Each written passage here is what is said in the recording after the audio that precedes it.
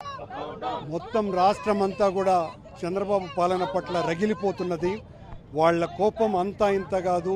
2 సంవత్సరాల చంద్రబాబు గారి పాలన ప్రజలను నట్టేట ముంచి వాళ్ళ ఆశల్ని ఆశయాల్ని పూర్తిగా తుంగలోకి తొక్కి 143 అబద్ధపు హామీలతో అధికారంలోకి వచ్చి 6 సూపర్ 6 పథకాలను అమలు పరుస్తామని చెప్పి ఒక్క హామీని కానీ ఒక్క సూపర్ 6 పథకాన్ని కానీ అమలు పరచకుండా అన్నింటినీ కూడా అన్ని వర్గాలను మోసం చేస్తూ ప్రజలను అత్యంత కంటకంగా పరిపాలిస్తున్న చంద్రబాబు గారి పట్ల ఈ రోజున ఆయన విజయోత్సవ సభ నిర్వహిస్తుంటే రాష్ట్ర వ్యాప్తంగా చంద్రబాబు యొక్క పాశవిక పాలన మీద తిరుగుబాటు చేస్తూ మొత్తం అన్ని వర్గాల ప్రజలు వైఎస్ఆర్ కాంగ్రెస్ పార్టీ మా నాయకుడు జగన్మోహన్ రెడ్డి గారు ఇచ్చిన పిలుపు మేరకు లక్షలాదిగా వీధుల్లోకి వచ్చి చంద్రబాబు ఈ 2 సంవత్సరాలు ప్రజలనందరినీ కూడా వెన్నుపోటు పొడిచాడు. రైతులకు వెన్నుపోటు పొడిచాడు, విద్యార్థులకు వెన్నుపోటు పొడిచాడు, మహిళలకు వెన్నుపోటు పొడిచాడు, ఆటో డ్రైవర్లకు వెన్నుపోటు పొడిచాడు, ఆర్టీసీ కార్మికులకు వెన్నుపోటు పొడిచాడు, డిఎస్సి విద్యార్థులకు అభ్యర్థులకు వెన్నుపోటు పొడిచాడు. చంద్రబాబు చేత పోటు పొడవబడనటువంటి వర్గం ఈ రాష్ట్రంలో ఒక్కటి కూడా లేదు. చంద్రగ్రహణం అన్నది సంవత్సరానికి ఒక్కసారి ఒక పూట ఉంటే చంద్రబాబు గ్రహణం 5 సంవత్సరాలు ఈ రాష్ట్రాన్ని పట్టి పీడించబోతోంది. చంద్రబాబు లాంటి దుష్ట పరిపాలన మీద ప్రజలకు తెంచుకొని ఇంత పెద్ద ఎత్తున ప్రతిబంధకాలు ఎన్నో ఉన్నా ఒకవైపున పోలీసు నిర్బంధాలు, మరోవైపున తెలుగుదేశం పార్టీ గూండాలు బెదిరిస్తున్నా కూడా లెక్క చేయకుండా ఏమాత్రము ఖాతరు చేయకుండా రాష్ట్ర వ్యాప్తంగా అన్ని చోట్ల పెద్ద ఎత్తున ఈ నిరసన కార్యక్రమాలు జరుగుతున్నాయి. నగిరి నియోజకవర్గంలో మాజీ మంత్రి గారు రోజా గారి నేతృత్వంలో అత్యద్భుతంగా ఈ కార్యక్రమం విజయవంతంగా నిర్వహించబడుతోంది. ఎక్కడైతే ఒత్తిడి, ఎక్కడైతే పెద్ద ఎత్తున అరాచకం ఉంటుందో అక్కడ మరింత పెద్ద ఎత్తున ప్రజలు తిరగబడి ఇది చంద్రబాబు పట్ల మాకున్నటువంటి అభిప్రాయం, ఇది వైఎస్ఆర్ కాంగ్రెస్ పార్టీ జగన్మోహన్ రెడ్డి గారి పట్ల మాకున్నటువంటి గౌరవం అని చాటి చెప్తూ ఈ రోజున ఈ నిరసన కార్యక్రమాలు విజయవంతంగా జరుగుతున్నాయి. ఈరోజు ఆంధ్రప్రదేశ్ రాష్ట్ర వ్యాప్తంగా ఒక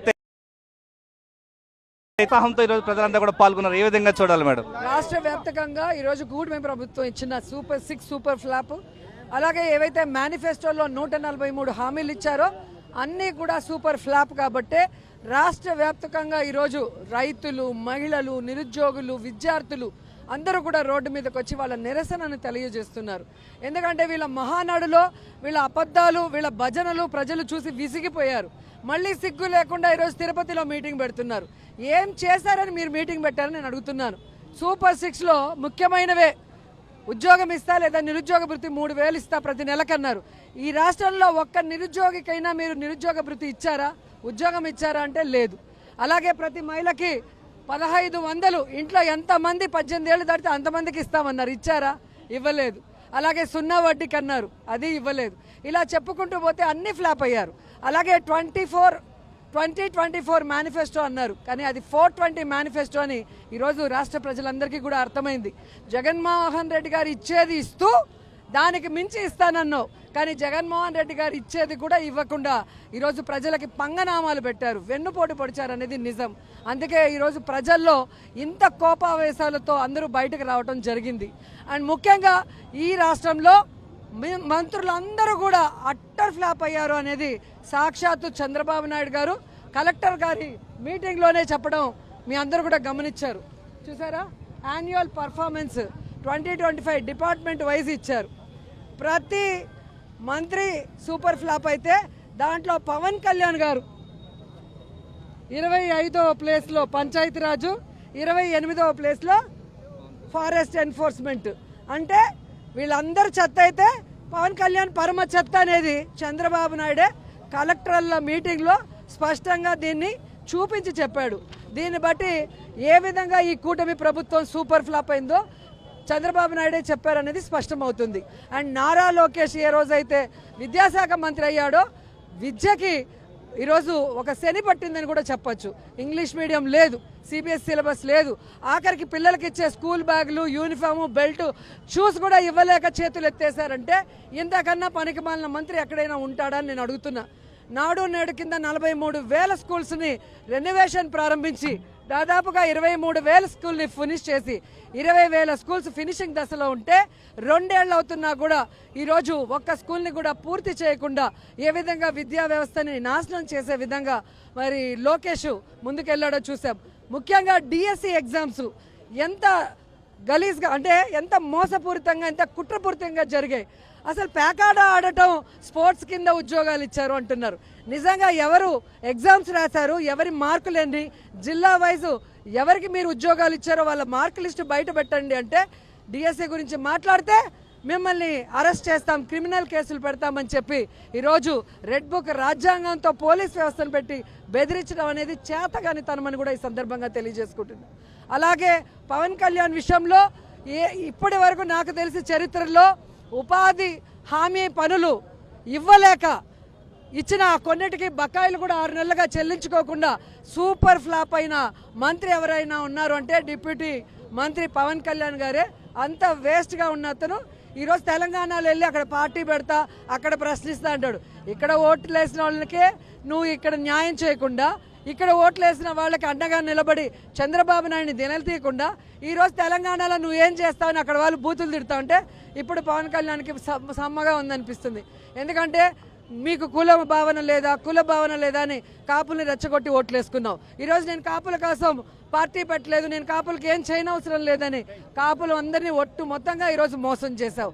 అలాగే ఆడపిల్లల్ని రక్షిస్తా, వాళ్ళకి ఏ చిన్న ప్రాబ్లం అయినా నిమిషాల్లో వాళ్తానని ఆడపిల్ల మాన ప్రాణాలు పోతున్నా, ముఖ్యంగా నువ్వు ఎవరి పేరు చెప్పుకొని అధికారంలోకి వచ్చావో సుగాలి ప్రీతి, ఆ కుటుంబానికి కూడా నువ్వు న్యాయం చేయకుండా ఆఖరికి వాలంటీర్లకి 5,000 నుంచి 10,000 ఇవ్వకుండా వాళ్ళకి ఉద్యోగాలే పీకేసి మొత్తం మహిళలకి అన్యాయం చేసిన నువ్వు ఈరోజు ఓజీ కాదు, పెద్ద క్యాబేజీ అనేది ఈ రాష్ట్ర ప్రజలు అర్థం చేసుకున్నారు. సో ఈరోజు రైతులు, మహిళలు, నిరుద్యోగులు, విద్యార్థులు జగన్మోహన్ రెడ్డి గారి పరిపాలనే బెస్ట్ పరిపాలన. మొదటిసారి ముఖ్యమంత్రి అయినా ప్రతి కుటుంబానికి ఒక అన్నలాగా, ఒక తమ్ముళ్లాగా, ఒక కొడుకులాగా పనిచేశాడు. ఆయన్ని ఓడించుకొని మేము తప్పు చేశాం, మళ్ళీ జగనన్న ప్రభుత్వం మాకు కావాలి అని ఈరోజు కూటమి ప్రభుత్వం మీద తిరుగుబాటుతో రాష్ట్రమంతా కూడా రోడ్డు మీదకి వచ్చింది మీరు కళ్ళారా చూశారు. ఏదైతే సూపర్ 6 సూపర్ ఫ్లాప్, అలాగే మేనిఫెస్టో ఫ్లాప్ పెట్టుకొని కోట్లాది రూపాయల పబ్లిసిటీకి ఈనాడు, ఆంధ్రజ్యోతికి ఇచ్చి ఈరోజు భజనలు కొట్టించుకుంటున్నారు. మీ పచ్చ ఛానళ్లలో మీకు అనుకూలమైన వ్యక్తుల్ని కూర్చోబెట్టుకొని భజన చేయించుకుంటున్నారు. కానీ ఈ రాష్ట్రంలో ఉన్న ప్రతి మనిషి కూడా ఈరోజు మీ వల్ల నష్టపోయాడు. కాబట్టే మీరు ఎన్ని భజనలు చేసినా మీరు చేసిన తప్పుల్ని ఎత్తి చూపిస్తూ రోడ్డు మీదకి వచ్చి మిమ్మల్ని ప్రశ్నిస్తున్నారు. ఇప్పటికైనా చంద్రబాబు నాయుడు, పవన్ కళ్యాణ్ మీరు సంతకాలు చేసి ఇచ్చిన బాండులో ఏవైతే ప్రజలకు ఇస్తామన్నారో అది ఇవ్వాలి. మేనిఫెస్టోలో ఏవైతే చెప్పారో 143 హామీలు చేయాలి, సూపర్ 6 చేయాలి. ఎందుకంటే జగన్మోహన్ రెడ్డి గారు ఇచ్చిన వాగ్దానాల్లో 99% చేశాడు కోవిడ్ సమయంలో కూడా. కాబట్టి చేయాల్సిన బాధ్యత మీకుంది.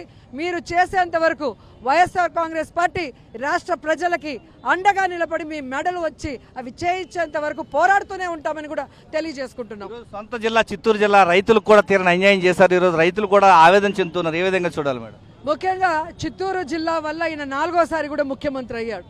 ఈ జిల్లాలో రైతులు మామిడికాయలు ఎక్కువ పండిస్తారని కూడా తెలుసు. ఆ మామిడికాయల రైతులకి గతంలో కూడా అన్యాయం చేస్తే జగన్మోహన్ రెడ్డి గారు వచ్చిన తర్వాతే ఇంత ఇస్తాం మేము, ఫ్యాక్టరీలతో ఇంత ఇప్పిస్తామన్నారు. కానీ ఆ ఫ్యాక్టరీ వాళ్ళు ఇవ్వకపోయినా వాళ్ళకి న్యాయం చేయలేదు. ఈసారి అయితే మరీ ఘోరం. అసలు మామిడికాయ రైతులైతే మామిడికాయలు కొయ్యకుండా చెట్లలో వదిలేసే పరిస్థితి, కోసిన వాళ్ళు రోడ్ల మీద పడేసి లారీలతో తొక్కించే పరిస్థితి. ఎందుకంటే ఒక చెట్టు పెరిగి కాయలు కాసి వాటిని మార్కెట్ తెచ్చేదానికి ఎరువులకు కానీ, వాటికి మందులు కొట్టేదానికి కానీ, దానికి కూలీ కానీ, కోసేదానికి బండ్లల్లో తెచ్చేదానికి ట్రాన్స్పోర్ట్ ఎంత అవుతుంది? మరి దానికి మీరు కనీసం మద్దతు ధరలు ఇవ్వలేదు. ఈ రాష్ట్రంలో మామిడికి మద్దతు ధర లేదు, పసుపుకి మద్దతు ధర లేదు, మిర్చికి లేదు, కానీ గంజాయికి మాత్రం మంచిగా మద్దతు ధర ఇచ్చి రాష్ట్రం అంతా గంజాయిని విచ్చలవిడిగా ఈరోజు యువతకి అందుబాటులోకి తెచ్చి యువతను కూడా నాశనం చేస్తున్నారన్న సంగతి ప్రజలు గమనించారు. ముఖ్యంగా ఇదే నగిరిలో ఇక్కడి ఎమ్మెల్యే భానుప్రసాద్ ఆయన అనుచరులు ఏ విధంగా ఎన్నిసార్లు పట్టుబడ్డారు ఈ గంజాయి అమ్ముతూ. మరి ఇలాంటి గంజాయి వనంలో ఇలాంటి గంజాయి మొక్కలన్నింటినీ కూడా పీకి పారేసే విధంగా ఈ రాష్ట్ర ప్రజలు నగర ప్రజలు కూడా నడుం బిగించాలని కూడా కోరుకుంటున్నాను. ఎందుకంటే ఇది విద్యార్థి జీవితానికి సంబంధించింది, భవిష్యత్తుకు సంబంధించింది. దాన్ని నాశనం చేస్తున్న వాళ్ళని క్షమిస్తే అది పెద్ద నేరం అని కూడా ఈ సందర్భంగా తెలియజేసుకుంటున్నా. అలాగే వీళ్ళు అమరావతిలో దోచుకోవడానికి ఈరోజు లక్షల కోట్లు అప్పు చేసి తీసుకొచ్చి అక్కడ మొబిలైజేషన్ ఫండ్ అని చెప్పి ఇచ్చి దాంట్లో దోచుకుంటున్నది నిజం కాదా అని అడుగుతున్నా. ఎందుకంటే నిన్ననే కేంద్ర ప్రభుత్వం చెప్పింది, కేంద్ర ప్రభుత్వం కడుతున్న ఆఫీసులకి 5,500 రూపాయలు పర్ స్క్వేర్ ఫీట్ ఇస్తుంటే ఈరోజు అమరావతిలో తెలుగుదేశం కూటమి ప్రభుత్వం 20,000 రూపాయలు పర్ స్క్వేర్ ఫీట్కి ఇస్తుందంటే పర్ స్క్వేర్ ఫీట్కి 15,000 రూపాయలని కళ్ళ ముందే దోచేసుకుంటున్నారన్నది నిజం. అందుకే వీళ్ళు ఈరోజు ఏ ఒక్క పథకానికి డబ్బులు ఇవ్వకుండా మొత్తం కాంట్రాక్టులకి ఇచ్చి 15% ప్రతి స్క్వేర్ ఫీట్లో 15,000 రూపాయలని ఈరోజు వాళ్ళు దోచుకుంటున్నారు. ఇది ప్రజలు తెలుసుకోవాలి. ఇది తెలుసుకొని ఈ కూటమి ప్రభుత్వాన్ని కూకటి వేళ్లతో పెకిలించి పడేయాలి. ముఖ్యంగా ఆడదానికి గౌరవం ఇవ్వకుండా, వాళ్ళకి ఇవ్వాల్సిన వెల్ఫేర్ ఇవ్వకుండా ఈరోజు మందు మాత్రం ఏరులై దారులై ఆ కుటుంబంలో ఉన్న మగవాళ్ళ జీవితాలని నాశనం చేసే విధంగా, ఫీజు రియంబర్స్మెంట్ ఇవ్వకుండా ఆ కుటుంబంలో ఏ విధంగా పిల్లలకి చదువును దూరం చేస్తున్నారు.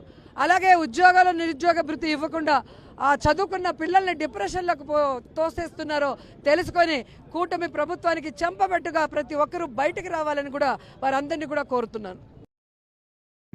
ఇప్పుడే సబ్స్క్రైబ్ చేయండి, లైక్ చేయండి, షేర్ చేయండి. VTV ప్రైమ్, మీ ఉత్తమాభిరుచుల సమ్మేళనం.